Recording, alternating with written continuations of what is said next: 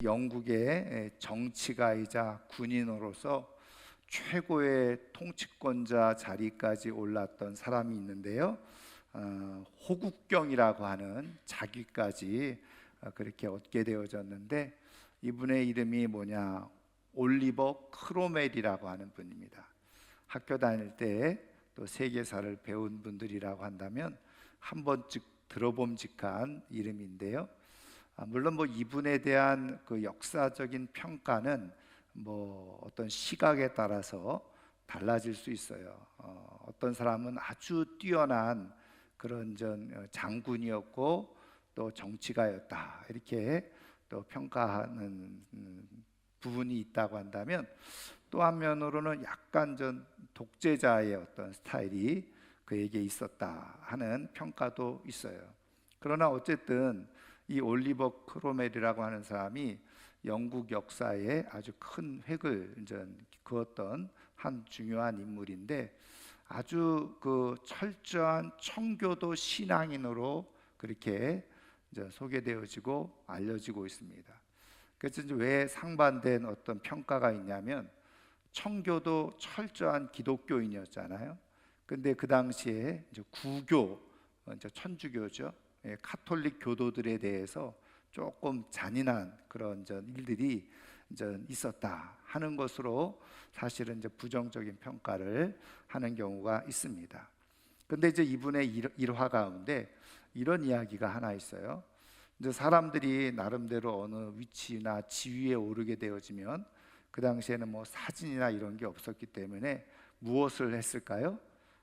초상화 그림을 그렸지요. 그런데 그 당시에 사람들이 초상화를 그릴 때, 요즘도 마찬가지잖아요. 나이가 들어서 주름살이 생기면 사진 찍기 싫어, 이렇게 그러는데, 그래서 요즘은 또 기술이 많이 발달해 가지고요, 보정을 하잖아요. 그래가지고 실물하고 사진을 보면 누가 누군지 구분이 안 가는 그런 시대인데, 예전에도 그랬다는 거죠. 초상화를 그릴 때 조금 부족하고 못난 부분은 그리면서 조금 잘 예쁘게 멋있게 그렇게 그리기도 하고, 또 여러 가지 불편한 그런 모양이 있으면 그거를 그리지 않았다는 거예요.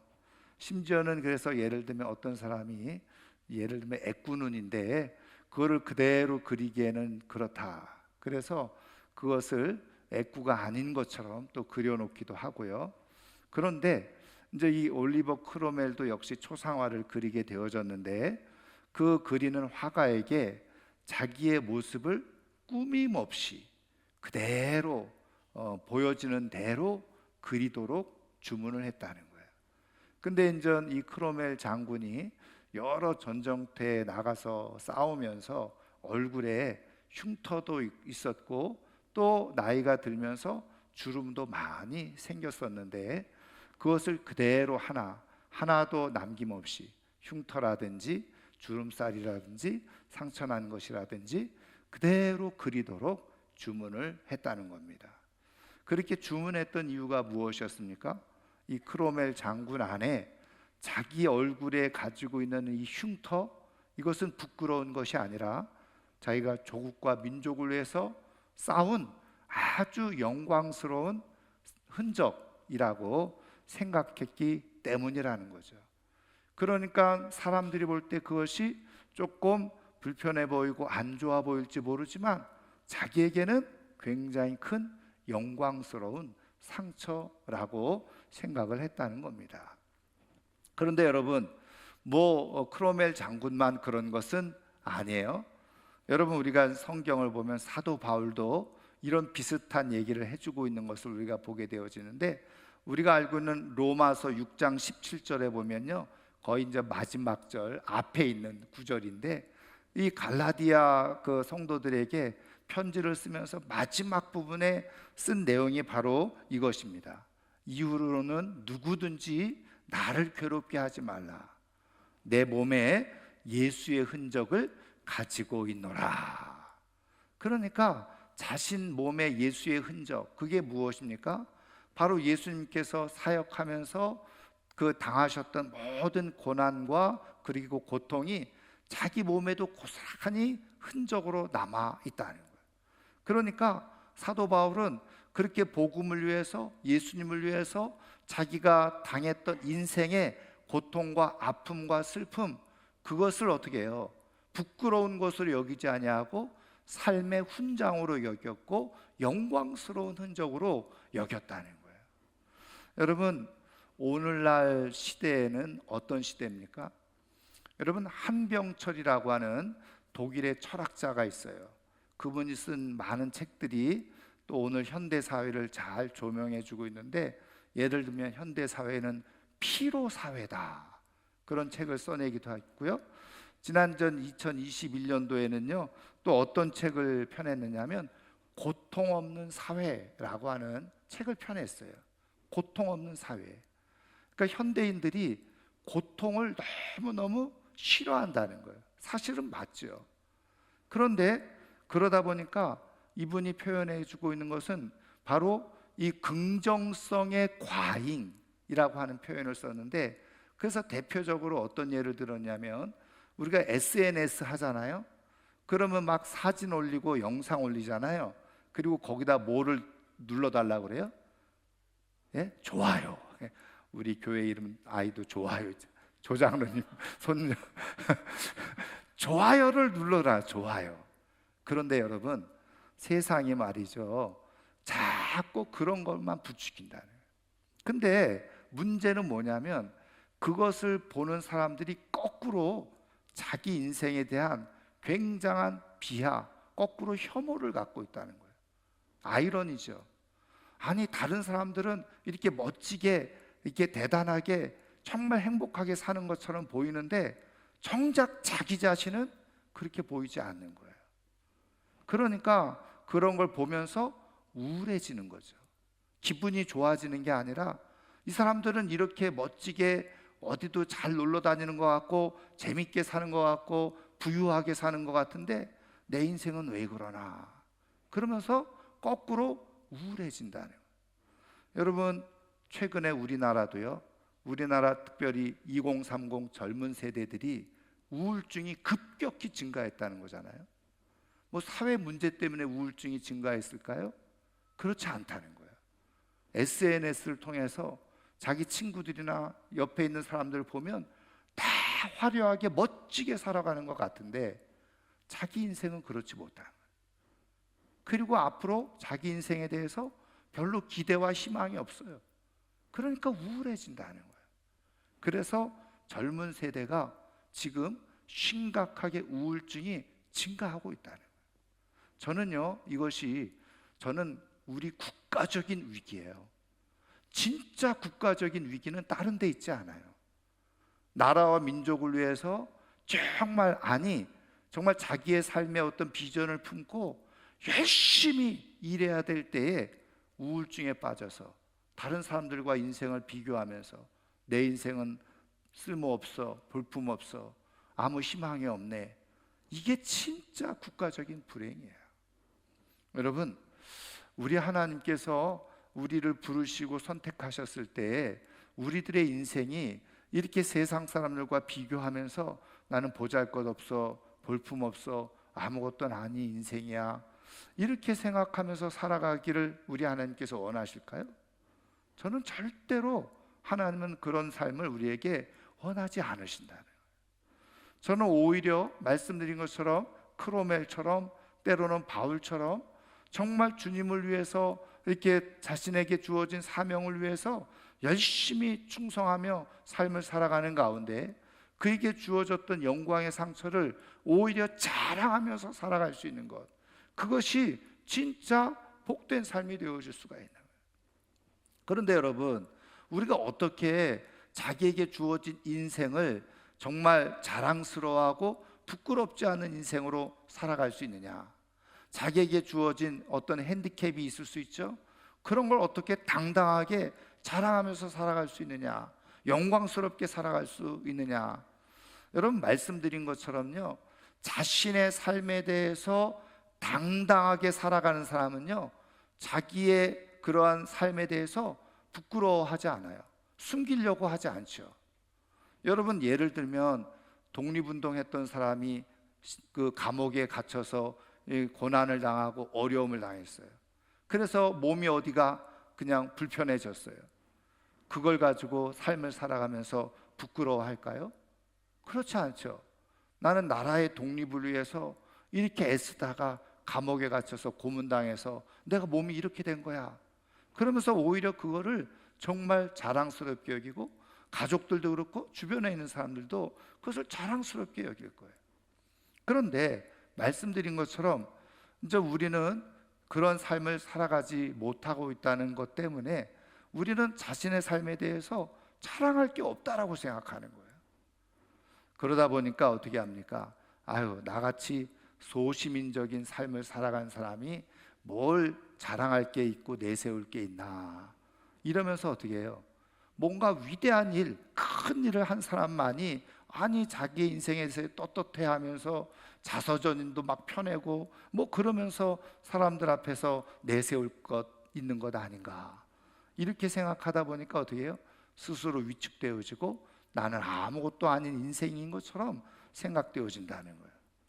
여러분, 우리 하나님께서 우리의 인생이 그런 인생이 되기를 원하지 않으시는 거죠. 우리 하나님은 우리를 하나님의 자녀로 우리를 부르시고 택하셔서 하나님과 함께 인생을 살아가게 하실 때에 우리의 인생이 자기에게 주어진 인생, 나는 아무것도 아닌 인생이야, 그러면서 부끄러워하면서 살아가는 인생이 아니라 하나님 앞에서 정말 자랑할 만한 그런 인생으로 살아가길 원하시는 분이 바로 우리 하나님이시라는 거예요.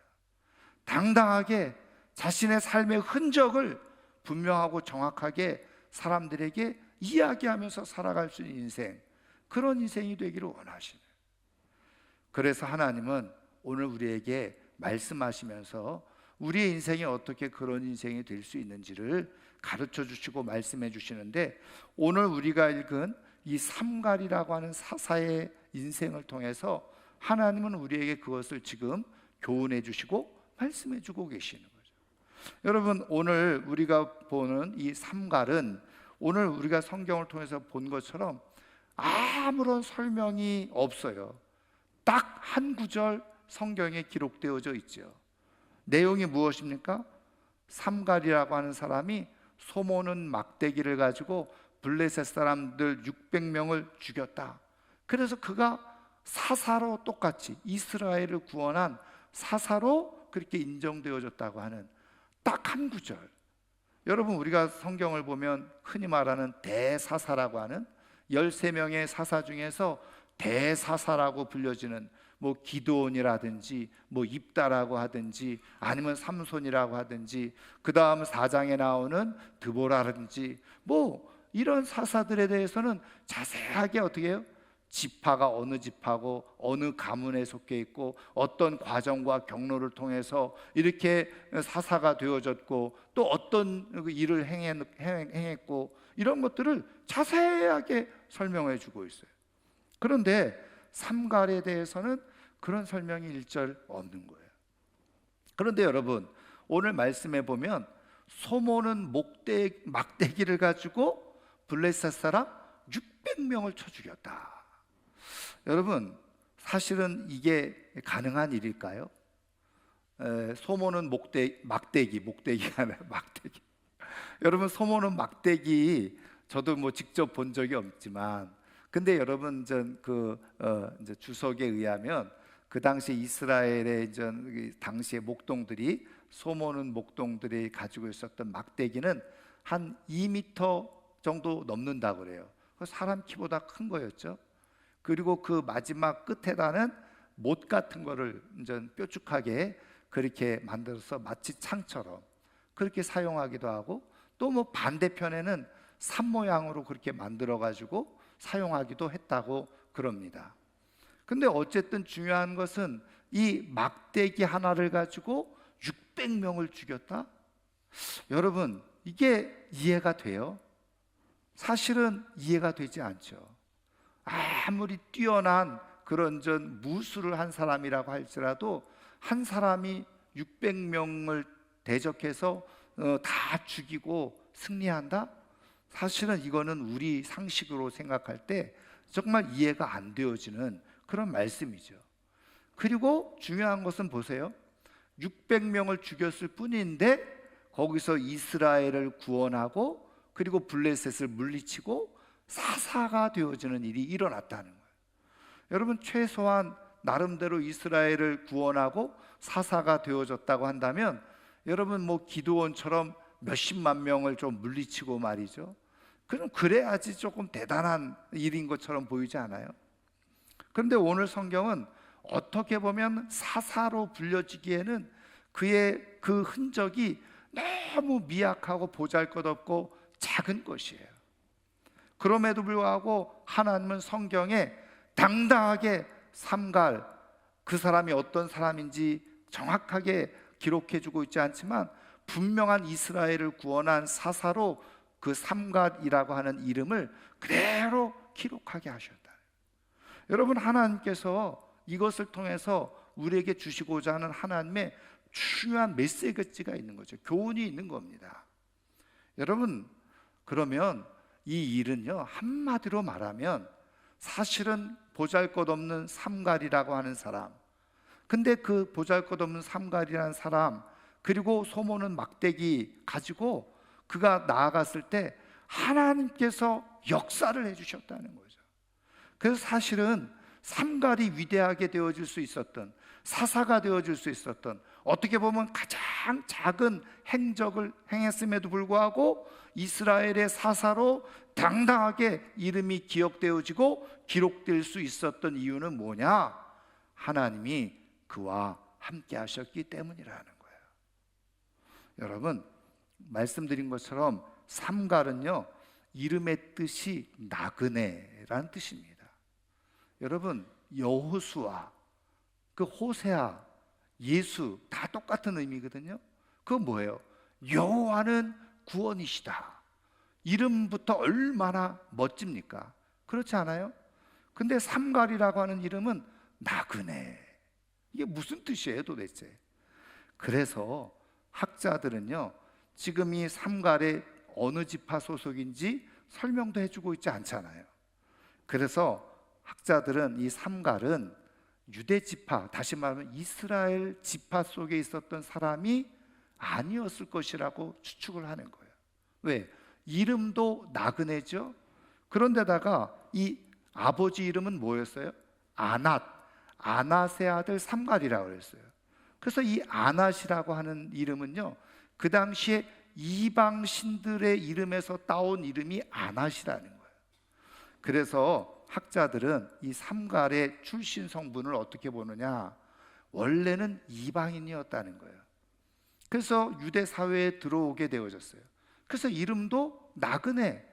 왜? 그냥 이방인처럼 그렇게 여겨졌던 인물이었다는 거죠. 그러면 이스라엘 사회에서 이방인들이 들어와서 살 수 있었나? 살 수 있었죠. 성경에 보면 이미 출애굽할 때부터 어떻게 해요? 이스라엘 백성들만 나온 게 아니에요. 우리가 성경을 보면은 다른 류의 사람들도 함께 나왔다는 거죠. 또 가나안 땅 정복하는 과정에서도 보세요. 여러분, 여리고성을 정복할 때 라합이라고 하는 여성은 이스라엘 사람이 아니었잖아요. 그럼에도 불구하고 그 정보원들을, 정탐꾼들을 그렇게 보살펴 줌으로 인해서 여리고성을 정복할 때 그 라합의 모든 부모와 형제, 가족들이 다 구원을 받고 그리고 이스라엘 백성들의 그 사이에 합류해서 함께 살아가는 인생이 되어졌잖아요. 그런 가문이 되어졌죠. 여러분, 그래서 이 삼갈도 어떤 이유인지는 모르겠지만 이방인으로서 우상을 섬기던 가정, 가문으로서 그가 이스라엘 그런 백성 가운데 함께 살아가게 되어졌지만 주류는 아니었다는 거예요. 왜? 이름에서 볼 수 있듯이 비주류였어요. 나그네와 같은 존재였어요. 그래서 그는 그저 소나 몰고 다니면서 그렇게 있었던 사람이었다는 거예요. 한마디로 말하면, 요즘식으로 표현하면 출신 성분 내세울 거 하나도 없었고 가문 내세울 거 없었던 사람. 그렇다고 특별한 실력을 가지고 있는 사람도 아니었어요. 학벌 좋은 사람도 아니었다는 거예요. 대단한 능력이나 재주를 가지고 있었던 사람이 아니었다는 거예요. 어떻게 보면 우리식으로 표현하면 너무나 평범하고 평범한 소시민적인 모습을 가지고 있었던 사람이 바로 삼갈이었다는 거예요. 그런데 하나님은 그런 너무나도 소시민적이고 그 이스라엘의 주류 사회에서 비주류로 그렇게 살아가고 있었던 이 삼갈을 하나님께서 들어서 하나님 나라를 위한 사사로 하나님께서 세우셨다는 거예요. 여러분, 말씀드린 것처럼 그러면 삼갈은 뭔가 대단한 업적을 한 거예요? 아니에요. 오늘 말씀한 것처럼 그저 자신들의 동족을 괴롭히는 블레셋 사람들 600명 정도 죽인 것뿐이에요. 그런데 하나님은 그런 삼갈을 어떻게 해요? 사사로 세우셨다는 거예요. 기억하시고 기록해 주셨다는 거예요. 여러분, 이것을 통해서 하나님께서 우리에게 말씀해 주시려고 하는 게 무엇입니까?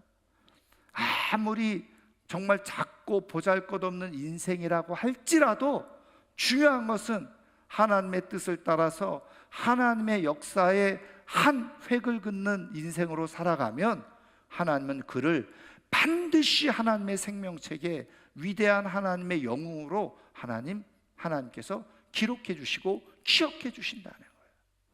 여러분, 그런 인생이 진짜 복되고 아름다운 인생이에요. 그래서 하나님 앞에 당당하게 살아갈 수 있는 인생이 되어지는 거예요. 세상 앞에서 당당하게 살아갈 수 있는 인생이 되어지는 거죠. 여러분, 삼갈은 그러면 어떻게 그렇게 아무 그런 자격도 없는 것처럼 보이고 능력도 없는 것처럼 보여졌던 그저 소나 몰고 다니던 목동이었던 사람이 어떻게 이렇게 큰 일을 해낼 수 있었느냐는 거예요. 하나님이 원하시고 기뻐하시는 일을 해낼 수 있었느냐는 거예요. 성경은 여기에 대해서 사실은 아무런 설명을 해주고 있지 않아요. 그런데 우리가 성경을 보는 이유와 목적 중에 하나가 무엇입니까? 여러분, 삼갈에게만 해당되어지지 않지만 하나님은 다양한 사람들 속에서 하나님이 역사하셔서 그 사람들이 하나님을 위해서 어떻게 삶을 살았는지를 다양하게 보여주시고 말씀해주고 있잖아요. 그렇다고 한다면 그 사람들 속에 역사하신 하나님의 모습을 삼갈에게 그대로 적용해 볼 수가 있는 거예요. 그러면 하나님께서 하나님의 일을 하게 하실 때 하나님은 어떻게 역사하시는 거예요? 거의 100%죠. 하나님의 영이 그들 가운데 임하고 나타나시고 역사하시죠. 여러분, 사사기를 통해서도 보면 삼손에게도 하나님의 영이 임할 때 낙이 턱뼈 하나 가지고 어떻게 해요? 1000명을 물리치는 일이 일어났잖아요. 여러분, 기드온을 하나님께서 부르실 때도 마찬가지예요. 기드온아 그러면서 너는 뭐예요? 용사라 그러면서 부르시잖아요. 그러니까 하나님의 영이 부르신다는 거예요. 그 하나님의 특별한 목적을 위해서 나타나시고 찾아오신다는 거예요. 여러분, 그런 의미에서 오늘 우리가 이렇게 하나님을 알고 믿게 되어지는 자리에 있게 되어진 것은요, 하나님께서 우리를 찾아오신 것 때문에 오늘 우리가 하나님을 믿고 하나님의 사람으로 살게 되어진 줄 믿으시기를 주님의 이름으로 축원합니다. 이렇게 찾아오셔서 지금 삼갈에게도 분명히 그렇게 말씀하셨을 거예요. 지금 너희 백성들이, 지금 이스라엘 백성들 보지, 너희들 봐봐, 지금 블레셋 때문에 이렇게 너희들이 힘들어하고 어려워하고 있지. 그러니까 네가 한번 힘내서 싸워봐라. 그래서 삼갈이 뭐라고 그랬겠어요? 하나님, 나는 여기에 비주류고 나는 아무것도 할 만한 능력도 안 되는 사람입니다. 내가 뭘 가지고 저 블레셋 사람들을 싸우고 물리칠 수 있겠습니까? 야, 너 그 소모는 막대기 있잖아. 그걸 가지고 나가. 그거 휘두르기만 하면 내가 너와 함께 할 거야. 아마 하나님께서 분명히 이렇게 말씀하지 않으셨겠어요? 근데 여러분, 이때 중요한 것은 결과론적으로 우리가 보지만 삼갈이 어떻게 했을 것 같아요? 아마 좀 주저주저, 정말 내가 이 소모는 막대기를 가지고 저 사람들을 물리칠 수 있을까? 생각했을지도 몰라요. 주저했을지도 몰라요. 그런데 하나님의 영이 강하게 그 삼갈의 마음을 움직이니까 그냥 그가 나간 거예요. 그래서 블레셋 사람들, 자기 동족을 괴롭히는 블레셋 사람들을 향해서 그냥 소모는 막대기를 어떻게 휘둘르는지 모르지만 소를 모는 것처럼 그들을 향해서 휘둘렀을 뿐이죠. 그런데 여러분, 신기하고도 놀라운 일이 일어나기 시작하는 거죠. 하나님이 그 가운데 함께 하셔서 그 600명의 사람들이 마치 추풍낙엽처럼 그냥 다 휘두르는 대로 나가 떨어지고, 그리고 많은 사람들이 그것을 두려워하면서 도망해버리고 마는 거예요. 여러분, 그래서 결국은 삼갈은 위대한 사사로 그 역사의 기록에 남는 사람이 되어줄 수 있었던 거죠. 딱 한 번에 하나님의 말씀에 감동을 따라서 순종한 것이 그의 인생의 역사가 되어지고, 그리고 하나님의 역사 속에 이름이 남는 인생이 되어진 거예요. 사랑하는 성도 여러분, 그러면 오늘도 하나님은 우리를 부르셨죠? 우리는 하나님 앞에서 영광스러운 인생으로 하나님께서 만들어주고 싶으셔서, 그리고 우리의 인생이 부끄럽고 헛된 인생이 되지 아니하고 하나님 앞에서 영웅적인 인생이 되기를 원하셔서 우리를 분명히 부르셨어요.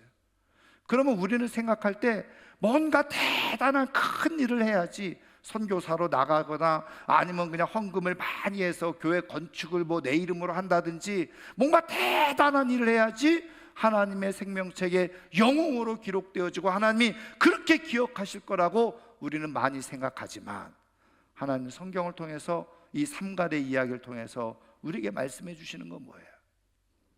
내가 주는 감동을 따라서 그것이 아주 작고 보잘것없는 일인 것처럼 보인다고 할지라도 그 일에 기꺼이 순종하고 따르게 되어질 때 하나님은 그를 영웅처럼 여겨주시고 취급해 주신다는 거예요. 그래서 여러분, 내가 가지고 있는 능력이 없고 가지고 있는 힘도 없고 재능도 없고 아무것도 없는 것처럼 보인다고 할지라도 하나님의 영으로 나를 부르셔서 내가 이 일을 감당했으면 좋겠다 라고 말씀하실 때, 내가 주방에서 설거지를 하더라도 거기에서는 하나님의 영웅, 하나님께서 기뻐하시는 영웅적인 모습이 거기에 있는 거죠. 여러분, 진짜 영적으로 하나님과 깊은 교제를 했던 우리가 잘 아는 로렌스 수사, 로렌스 형제, 하나님의 임재 연습. 그래서 그는 했던 일이 뭐예요? 그 수도원의 주방에서 설거지하는 일을 한 거예요. 근데 그 속에서 어떻게 해요? 하나님이 함께 하시는 것을 깊이 경험한 거예요. 하나님께서 기억하시는 인생이 되어진 거죠. 여러분, 하나님 앞에서 큰 일, 작은 일 중요하지 않아요. 큰 일이든지 작은 일이든지 그건 우리가 생각하고 우리가 판단하는 일이죠.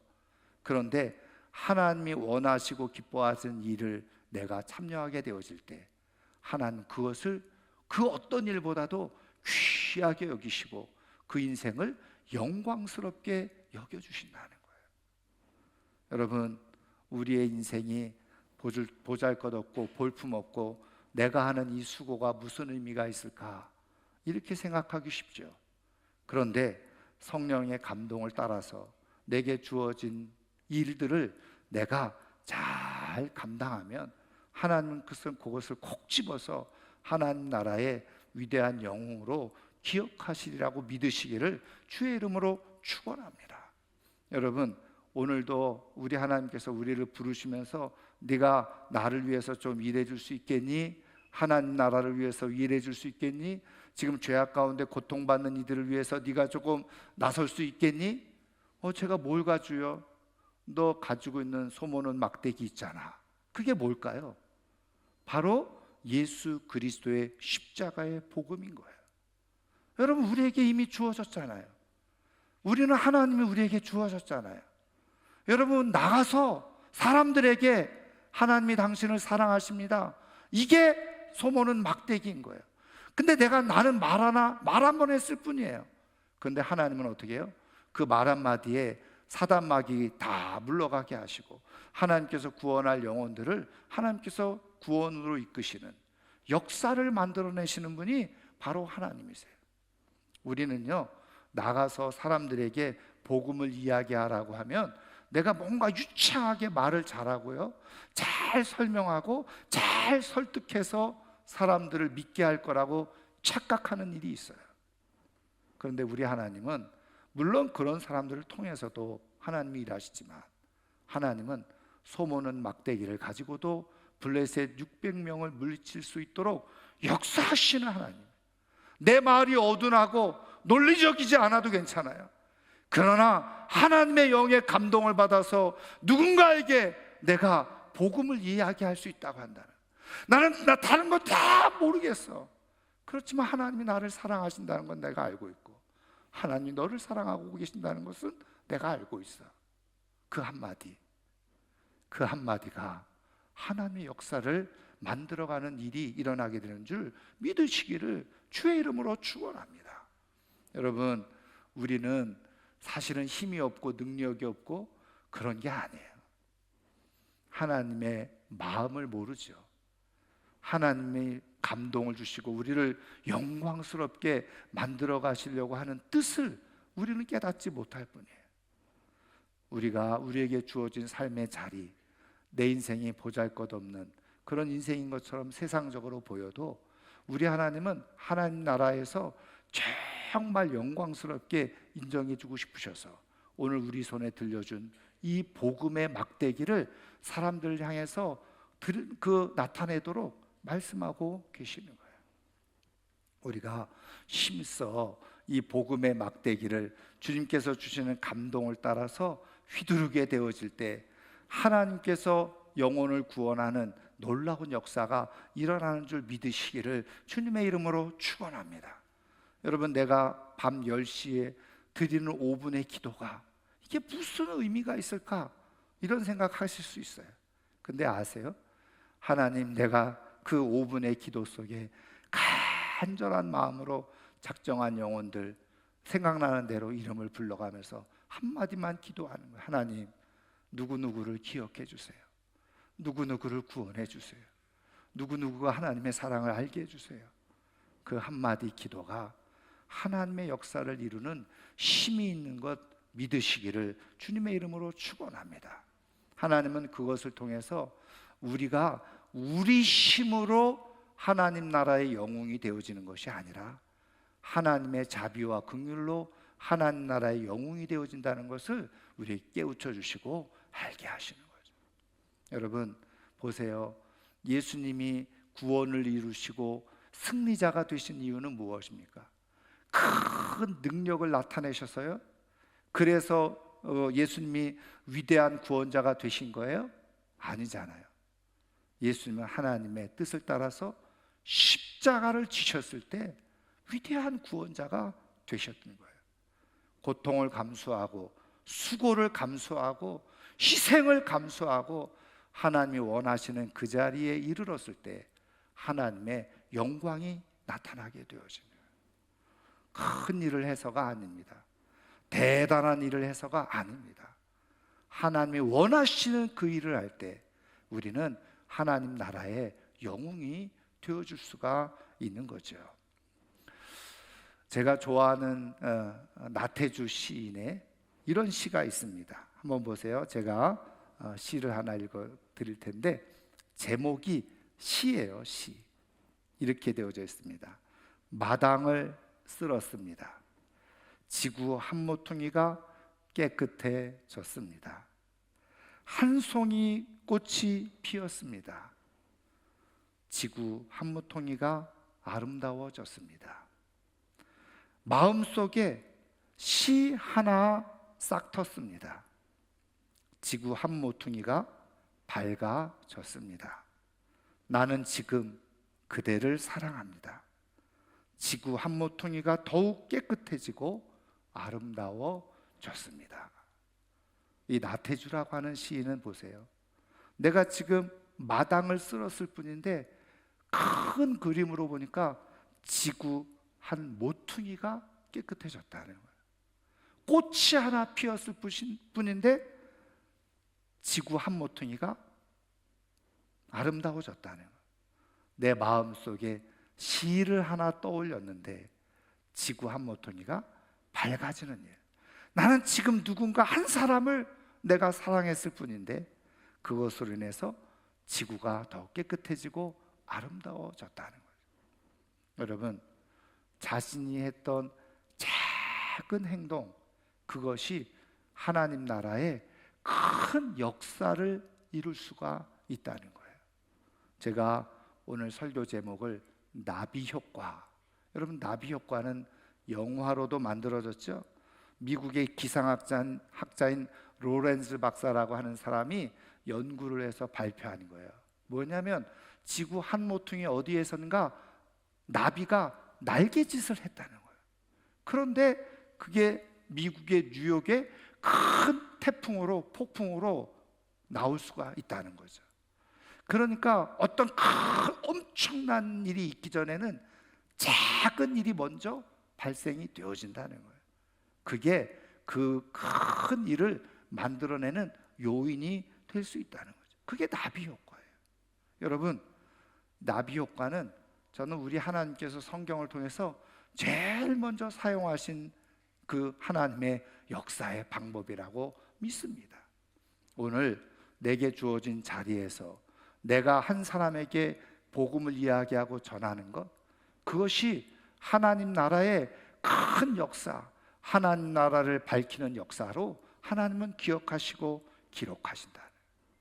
여러분, 우리의 삶이 비록 소시민적인 사람들에게 견주어 보일 때 자랑할 만한, 그렇게 내세울 만한 삶이 아닌 것처럼 보인다고 할지라도 여러분, 우리는 하나님 앞에서 얼마든지 영광스러운 삶으로, 하나님 앞에서 자랑할 만한 삶으로 살아갈 수 있는 이유는 바로 하나님께서 우리의 인생을 그렇게 기억하고 계시기 때문에 그래요.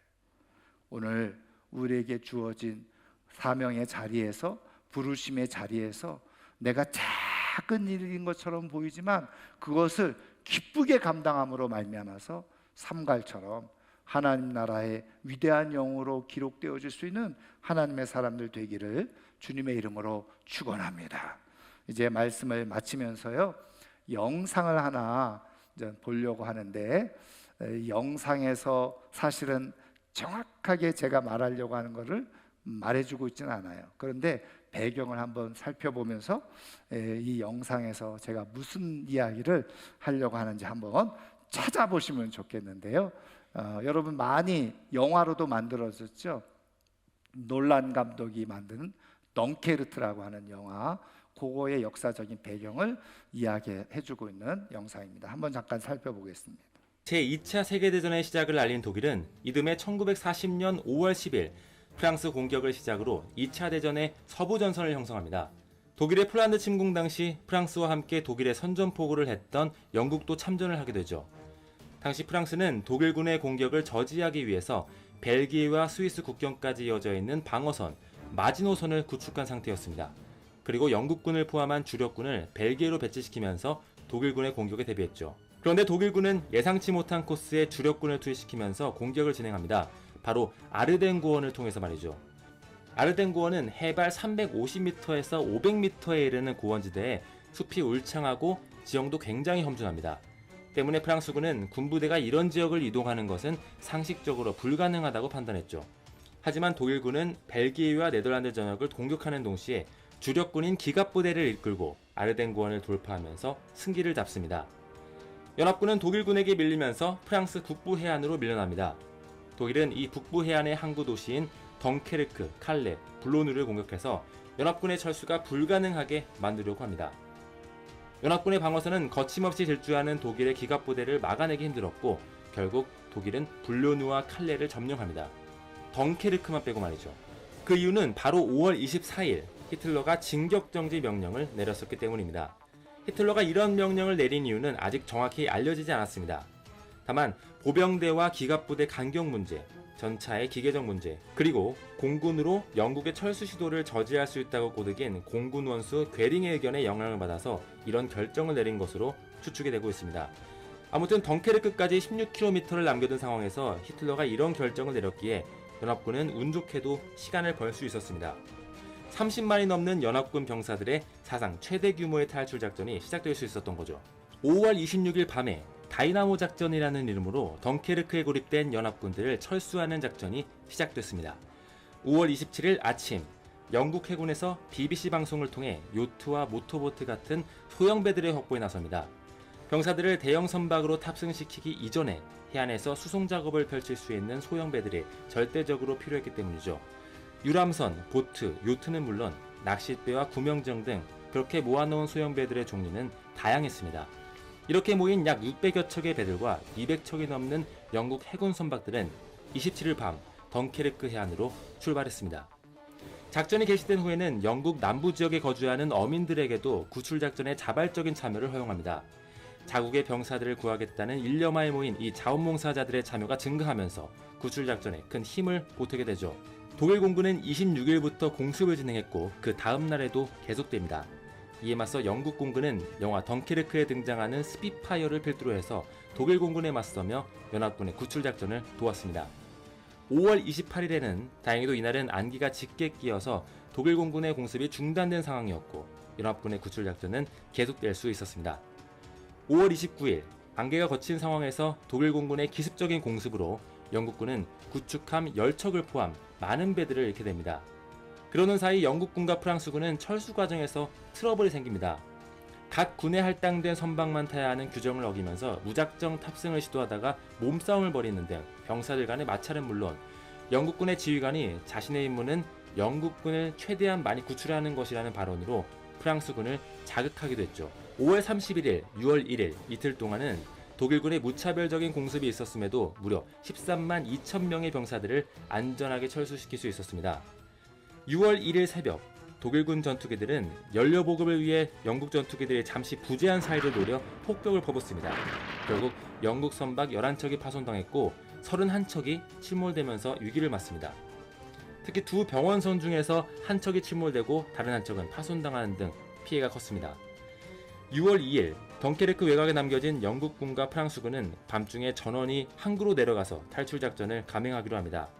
44척의 영국 선박과 40척의 프랑스, 벨기에 선박이 항구에 도착해서 병사들을 실었습니다.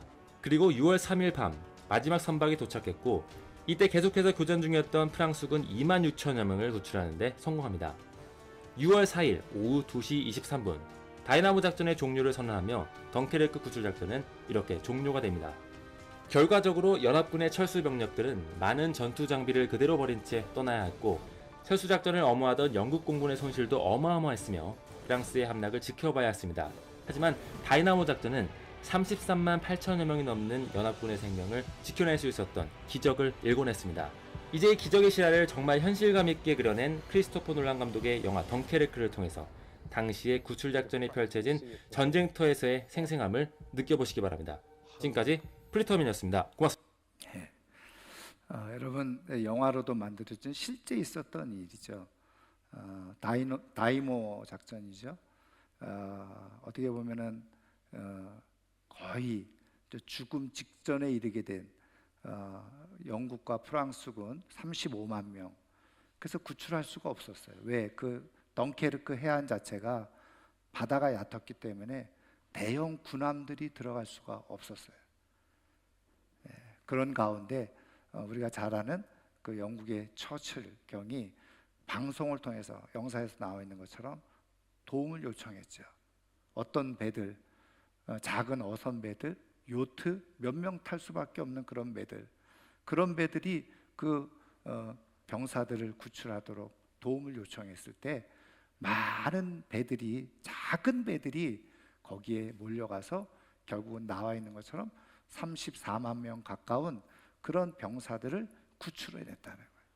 거기에 작은 배들이 함께 동참하지 않았다면 거기에 거의 35만 명이 되는 젊은 병사들은 다 몰살을 당하거나 아니면 그 포로로 잡히는 그런 일이 벌어지고 2차 세계대전은 독일의 완전한 승리로 끝났을 거라는 거예요. 여러분, 역사의 순간에 작은 배, 내가 가지고 있었던 작은 배를 이용해서 동원해서 한 사람을 구출하는 작전에 참여하게 되어졌을 때 역사가 바뀌어지게 되어진 거예요.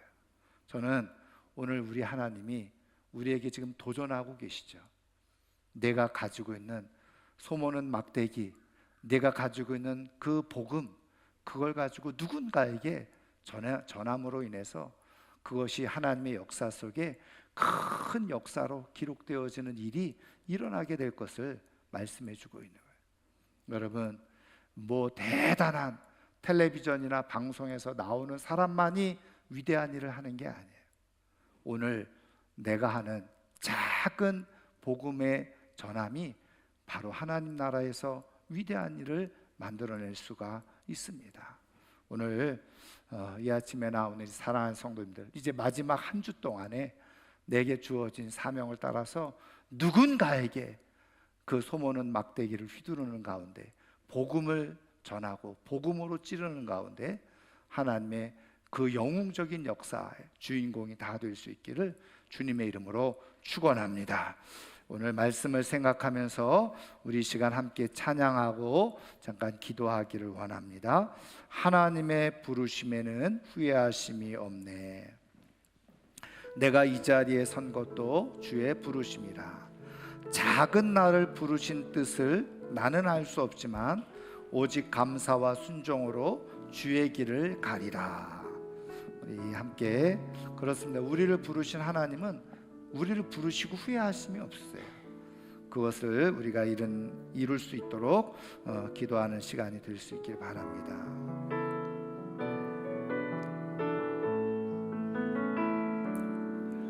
하나님의 부르심에는 후회하심이 없네. 내가 이 자리에 선 것도 주의 부르심이라. 하나님의 부르심에는 결코 실수가 없네. 나를 부르신 하나님의 신실하심을 믿. 작은 나를 부르신 뜻을, 작은 나를 부르신 뜻을 나는 알 수 없지만 오직 감사와 순종으로 주의 길을 가리라. 때로 내가 연약해져도 주님 날 도우시니 주의 놀라운 그 계획을 나는 믿으며 살리.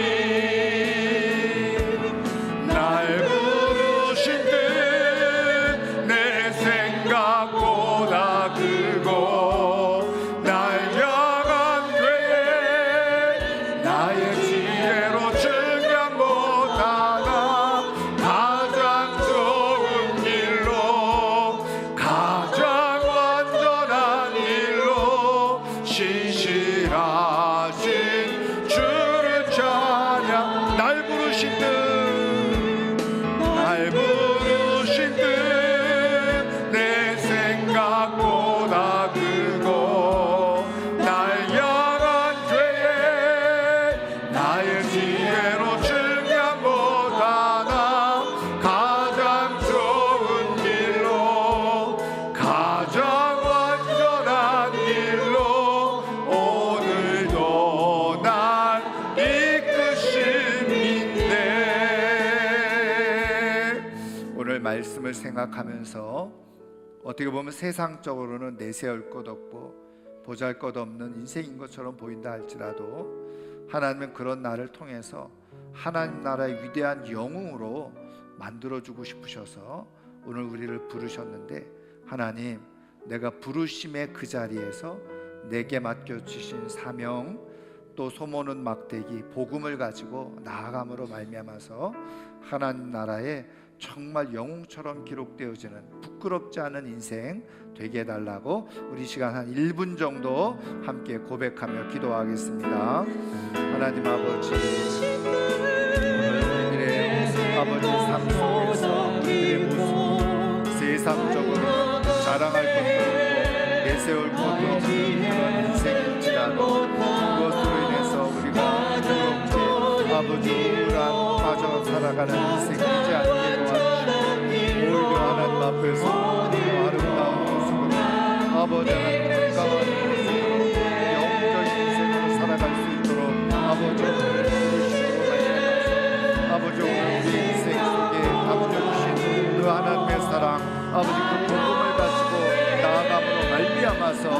하나님 나라의 위대한 영광으로 기록되어질 수 있는 우리 모두가 될 수 있도록 하나님여 도와주어 기만을 간절히 하나님 아버지 도와주시고 나를 사용하여 주시옵소서. 나를 통해서 일하시옵소서. 하나님께 들려지는 도구가 되어질 수 있도록 아버지 도와주시옵소서. 하나님 아버지께서 역사해 주시고 은혜를 베풀어 주시고 아버지 하나님 주시는 아버지 살아갈 수 있도록 아버지여 도와주시옵소서. 우리 하나님 아버지 주시옵소서.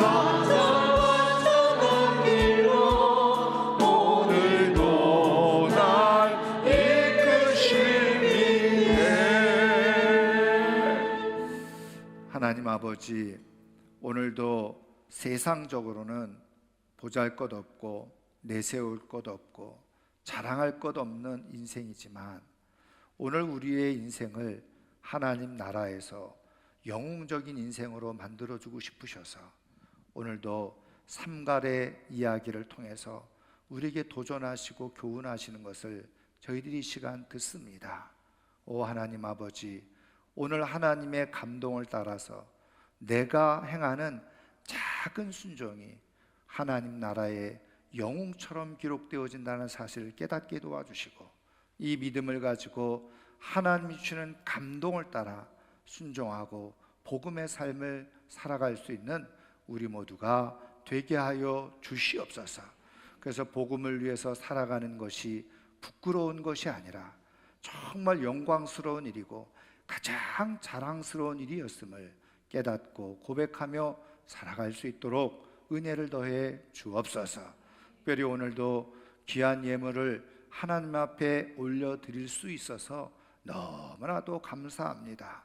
하나님 앞에 드릴 수 있는 기쁨이 있고 하나님 앞에 드릴 수 있는 것이 있어서 감사한데 하나님 이 감사가 더 풍성한 하나님의 은혜로 채워지게 도와주셔서 우리의 가정과 우리들의 자녀들의 삶이 하나님 앞에서 영광스럽게 쓰임받고 세워지는 역사들이 일어날 수 있도록 축복해 주옵소서. 지금은 우리 주 예수 그리스도의 은혜와 하나님 아버지의 크고 놀라우신 사랑과 성령님의 인도하시고 역사하시며 충만하게 교통하심이 세상적으로 보잘것없고 작지만 하나님께서 그런 나를 부르셔서 사용하시고자 할 때 내가 여기 있습니다. 기꺼이 복음을 위한 자리에 순종함으로 말미암아서 인생 하나님 앞에서 부끄럽지 않고 하나님 앞에서 영광스럽게 기록되어지는 삶으로 살아가기를 소원하고 다짐하고 결단하고 돌아가는 사랑하는 주의 권속들 위해 영원토록 함께 하시기를 축원하옵나이다. 아멘.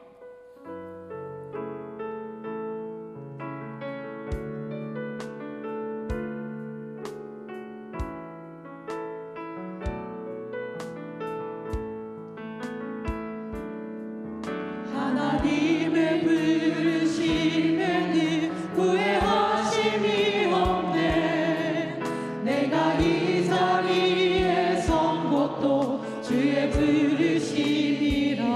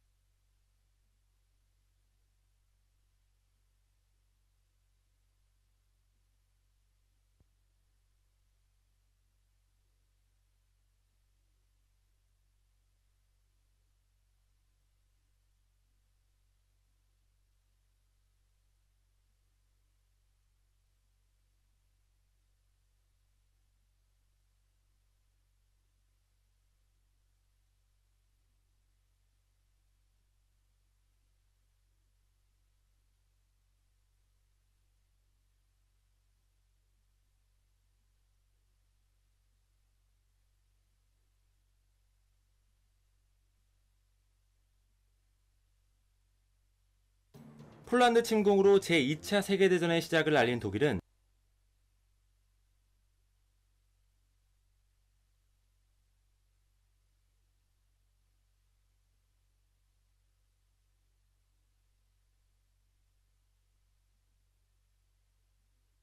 이듬해 1940년 5월 10일 프랑스 공격을 덩크박으로 땅된 당시의 구출작전이 펼쳐진 전쟁터에서의 생생함을 느껴보시기 바랍니다. 지금까지 프리터민이었습니다. 고맙습니다. 폴란드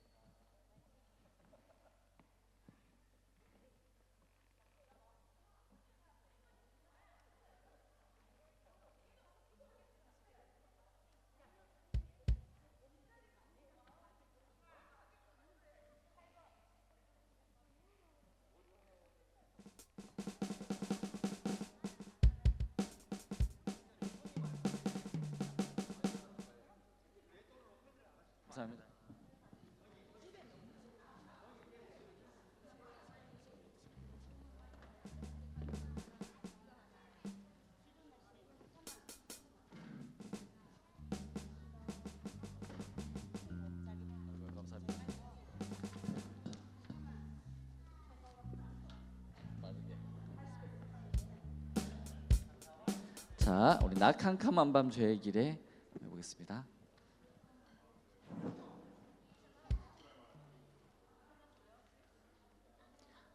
속에 항상 그 빛이 낮 캄캄한 밤 저의 길에 해보겠습니다. 낮 캄캄한 밤 사랑 내가 예수 믿고 마음속에 항상 그 빛이 또다. 낮 캄캄한 밤 죄의 길에 방황했으나 주 크신 사랑 빛을 빼고 너는 떠났네. 사랑의 빛 오늘 내 맘에 사랑의 빛 항상 있도다. 내가 예수 믿고 죄진 벗으는 마음속에 항상 그 빛이 나 잠시 후에 영광의 빛 내게 비칠 때 그 영광스러운 주 얼굴 나 친히 뵙겠네. 사랑의 빛 오늘 내 맘에 사랑의 빛 항상 있도다. 내가 예수 믿고 죄진 벗으는 마음속에 항상 그 빛이 있도다. 아멘. 자, 우리 나의 하나님 한번 해보도록 하겠습니다.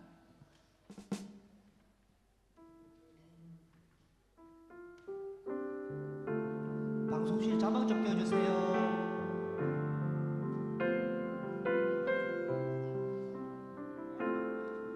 나의 사랑 너는 어여쁘고 찬비하다. 너는 보석보다 귀하다. 내가 사랑스럽지 않을 때 너를 온전히 사랑하고 너와 함께하려 내가 왔노라. 주의 사랑 이 사랑은 결코 변치 않아. 모든 계절 돌보시네. 푸른 마르고 꽃은 시드나 주의 말씀은 신실해. 실수가 없으신 주만 바라라. 주님의 나라와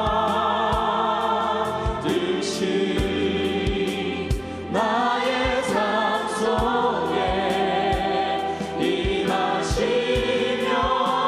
주님 알기를 주만 보기를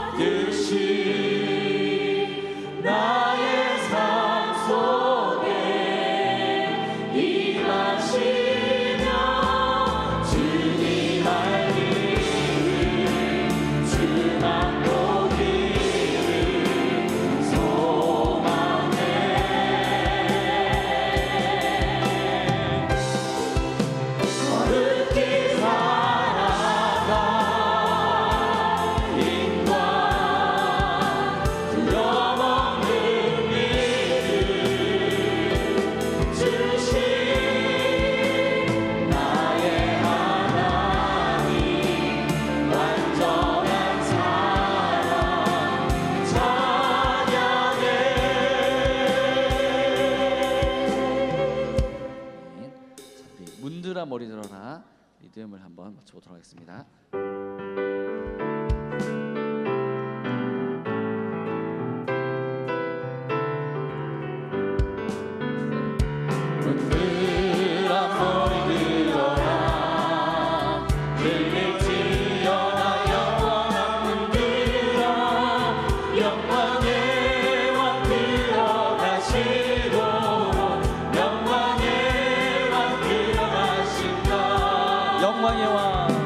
영광의 왕 이시며 하나고는 하신 주로다 전쟁에 하신 주시라 나 찬양 위대하신 왕 왕께 만세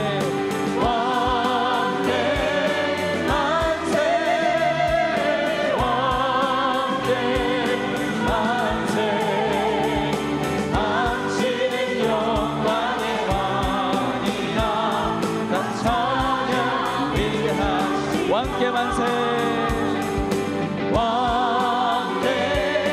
만세 왕께 만세 당신은 영광의 왕이라 난 찬양 위대하시고 느리게 왕께 만세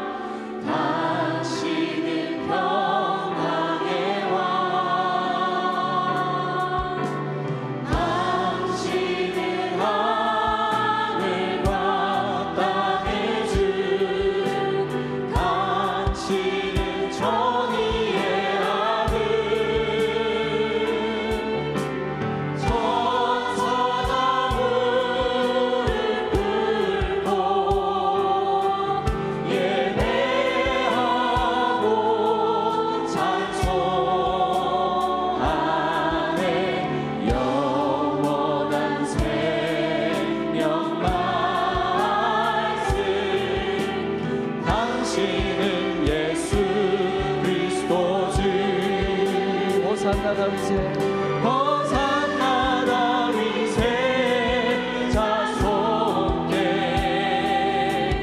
호산나 불러와 주의 왕 높은 하늘에 영광을 예수 주 되시라 예수는 그리스도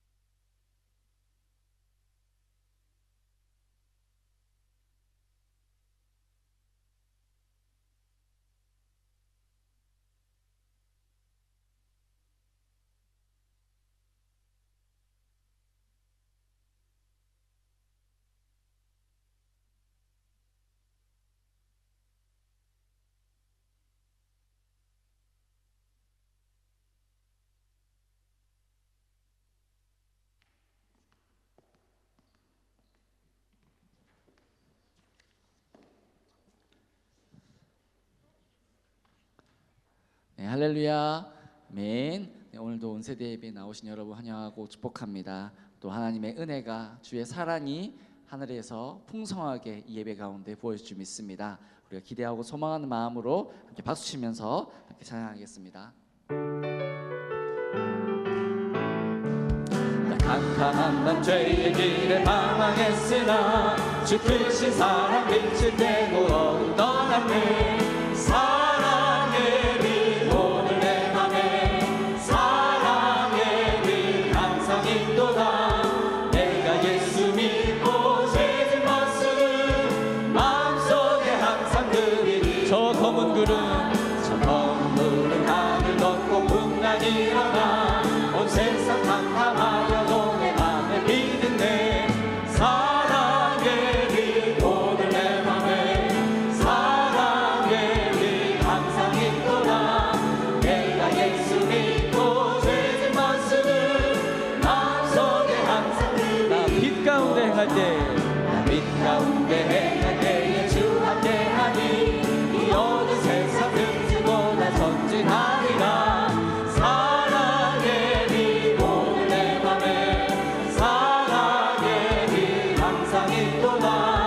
내가 예수 믿고 죄진 벗으는 마음속에 항상 그 빛. 나 넓게 퍼진 저 밤에 지나갈 때에 저 영광스러운 그 향내가 증수하겠네. 사랑의 빛 오늘 내 맘에 사랑의 빛 항상 있도다. 내가 예수 믿고 죄진 벗으는 마음속에 항상 그 빛이. 나 잠시 후에 영광의 빛 내게 비칠 때 그 영광스러운 주 얼굴 같이 뵙겠네. 사랑의 빛 오늘 내 맘에 사랑의 빛 항상 있도다. 내가 예수 믿고 죄진 벗으는 한 번 더 고백합시다. 나 캄캄한 밤 죄의 길에 방황했으나 주 크신 사랑 빛을 떼고 어둠 떠났네.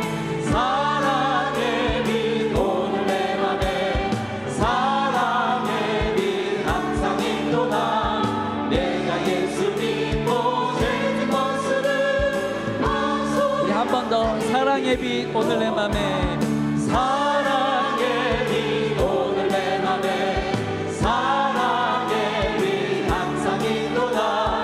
내가 예수 믿고 죄진 벗으는 마음속에. 한 번 더 고백합시다. 사랑의 빛 오늘 내 맘에 사랑의 빛 오늘 내 맘에 사랑의 빛 항상 있도다. 내가 예수 믿고 죄진 벗으는 마음속에 항상 그 빛이 있도다. 우리 사랑하는 주님께 영광의 박수 드리겠습니다. 아멘. 할렐루야. 네, 사랑의 빛이 오늘 내 맘에 우리 예배 가운데 풍성하게 보여줄 줄 믿습니다. 이 시간 우리의 사랑하신 그 사랑을 깨닫고 주님 주의 거룩하신 사명 앞으로 자원하여 기쁨으로 달려나가겠습니다. 함께 고백하는 마음으로 함께 찬양하겠습니다. 나의 사랑 너는 어여쁘고 찬미하다. 어른 보석보다 귀하다. 내가 사랑스럽지 않을 때 너를 온전히 사랑하고 너와 함께하려 내가 왔노라. 주의 사랑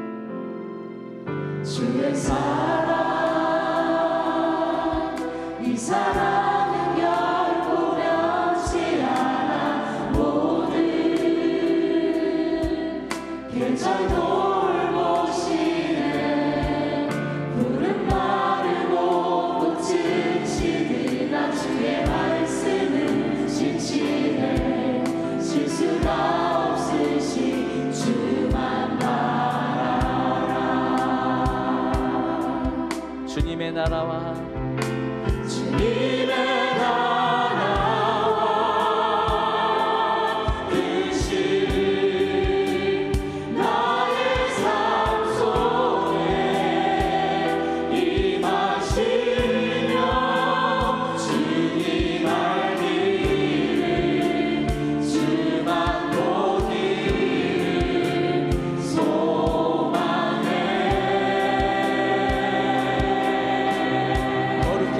나아갈 거룩히 살아가 힘과 두려움 없는 믿음 주신 나의 하나님 완전한 사랑 찬양해. 나의 사랑 너는 어여쁘고 참 귀하다. 나의 사랑 너는 어여쁘고 참 귀하다. 어느 보석보다 귀하다. 보석보다 귀하다. 내가 사랑스럽지 않을 때 사랑스럽지 않을 때 너를 온전히 사랑하고 너와 함께하여 내가 왔노라. 한 번 더 고백합시다. 주의 사랑 이 사랑은 결코 변치 않아. 주의 사랑 이 사랑은 결코 변치 않아. 모든 계절 돌보시네. 푸른 마르고